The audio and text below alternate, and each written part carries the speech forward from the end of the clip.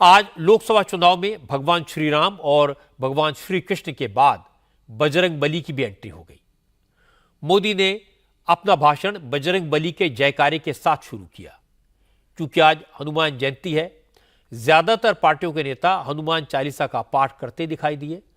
टोंक की रैली में प्रधानमंत्री नरेंद्र मोदी का स्वागत हनुमान जी की गदा से हुआ और इसके बाद मोदी ने लोगों को कर्नाटक की वो घटना याद दिलाई जब बेंगलुरु में एक दुकानदार को कुछ लोगों ने सिर्फ इसलिए पीटा क्योंकि वो जुमे के दिन अपनी दुकान पर हनुमान चालीसा बजा रहा था। प्रधानमंत्री मोदी ने कहा कि कर्नाटक में कांग्रेस राज में हनुमान चालीसा सुनना और गाना गुनाह हो गया है और जब राजस्थान में कांग्रेस की सरकार थी तब वहां भी यही हाल था।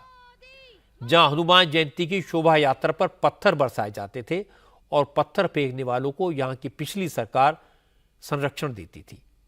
मोदी ने कहा, कांग्रेस ने हमेशा वोट के चक्कर में, तुष्टीकरण के चक्कर में हिंदुओं को दबाने की कोशिश की है। आज हनुमान जयंती पर आपसे बात करते हुए मुझे कुछ दिन पहले की एक तस्वीर भी याद आ रही है। वो तस्वीर है कांग्रेस के शासन वाले कर्नाटका की। कुछ दिन पहले वहां एक छोटा दुकानदार, उसको सिर्फ इसलिए बुरी तरह से पीटा गया, लहूलुहान कर दिया गया क्योंकि वो अपनी दुकान में बैठे बैठे हनुमान चालीसा सुन रहा था। ये कांग्रेस की कर्नाटका की सरकार का काम देखिए। अपनी छोटी सी दुकान में एक गरीब आदमी भक्ति भाव से प्रभु हनुमान जी का स्मरण करते हुए हनुमान चालीसा सुन रहा था, उसको लहूलुहान कर दिया गया। आप कल्पना कर सकते हैं, कांग्रेस के राज में हनुमान चालीसा सुनना भी गुनाह हो जाता है। अब सीधी सीधी बात है, जब उनके पार्टी, उनके सारे नेता प्रभु राम का मंदिर बने, प्रभु राम का प्राण प्रतिष्ठा का अवसर हो, मंदिर के लोग जाके रूबरू में आने के लिए निमंत्रण दे, सम्मानपूर्वक निमंत्रण दे और पब्लिकली उस निमंत्रण को ठुकरा दिया जाए तो उनके चेले चपाटे भी हनुमान चालीसा करने वालों को पीटेंगे कि नहीं पीटेंगे भाइयों। कांग्रेस ने तो राम राम साग कहने वाले राजस्थान में राम नवमी पर प्रतिबंध लगा दिया था। कांग्रेस ने शोभा यात्रा पर पत्थरबाजी करने वालों को सरकारी संरक्षण दिया था।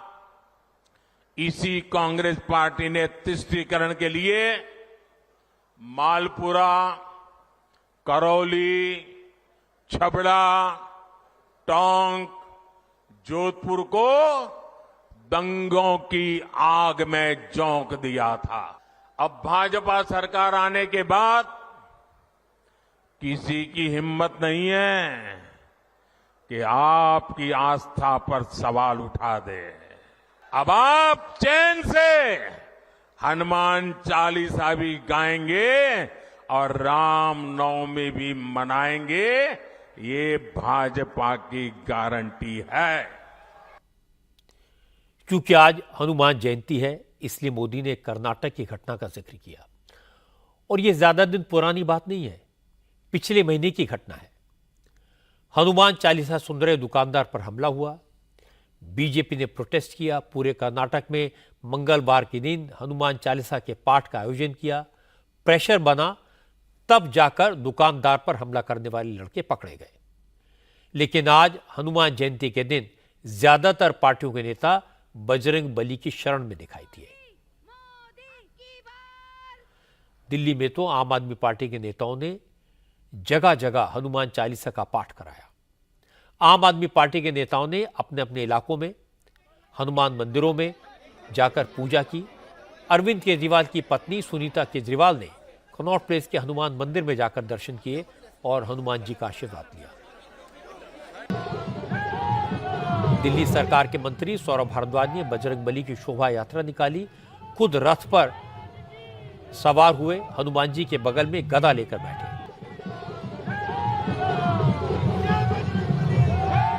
नई दिल्ली सीट से चुनाव लड़ रहे आम आदमी पार्टी के विधायक सोमनाथ भारती भी गेरुआ वस्त्र धारण करके गदा लेकर लहराते हुए नजर आए।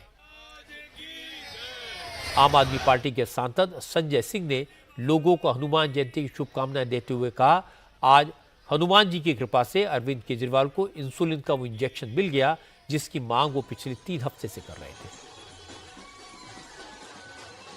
आज हनुमान जयंती के अवसर पर देशवासियों को हृदय की गहराइयों से शुभकामनाएं देता हूं और बजरंगबली जी की कृपा से, हनुमान जी की कृपा से लंबे समय से पिछले 23 दिनों से जो संघर्ष चल रहा था, दिल्ली वालों का जो संघर्ष चल रहा था, उस पर बजरंगबली की कृपा हुई और अरविंद केजरीवाल जी को इंसुलिन जो उनके जीवन के रक्षा के लिए जरूरी थी, जिसकी मांग हम लोग बार बार कर रहे थे, वो उनको मिल गई है, उनको दी गई है। हालांकि दिल्ली में बजरंगबली की पूजा अर्चना में बीजेपी भी पीछे नहीं रही। बीजेपी ने दिल्ली के 13,000 से ज्यादा पोलिंग बूथ पर हनुमान चालीसा का पाठ कराया।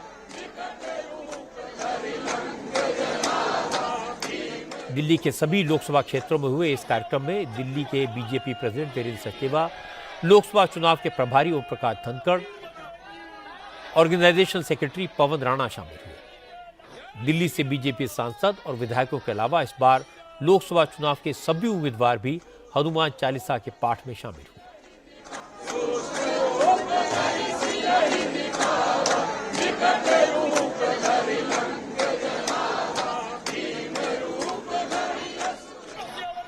आज हनुमान जयंती पर विश्व हिंदू परिषद ने दिल्ली के जहांगीरपुरी में शोभा यात्रा निकाली।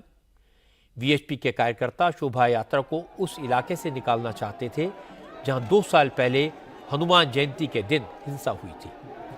इसलिए पुलिस ने वीएचपी को संवेदनशील इलाके से शोभा यात्रा ले जाने से रोक दिया। इस पर शोभा यात्रा निकाल रहे वीएचपी के कार्यकर्ता पुलिस वालों से उलझ गए, लेकिन पुलिस ने सख्ती की, किसी को आगे नहीं बढ़ने दिया। कुछ साल पहले तक हनुमान जी के भक्त पब्लिकली बजरंगबली की जय का नारा लगाने से भी हिचकिचाते थे। जोर जोर से हनुमान चालीसा का पाठ करने से डरते थे, क्योंकि हनुमान जी के भक्तों को सांप्रदायिक कहा जाता था। लेकिन अब जमाना बदल गया है। आज सारे देश में हनुमान जयंती की धूम थी। न सिर्फ बीजेपी के लोगों ने जोर शोर से हनुमान जयंती मनाई, बल्कि कांग्रेस और आम आदमी पार्टी के नेता भी बजरंगबली से दुख दूर करने की प्रार्थना करते नजर आए। सबने कहा, हे बजरंगबली, हमें अपनी शरण में ले लो, क्योंकि जिसकी रक्षा महाबली हनुमान करते हैं उसे किसी से डरने की आवश्यकता नहीं होती।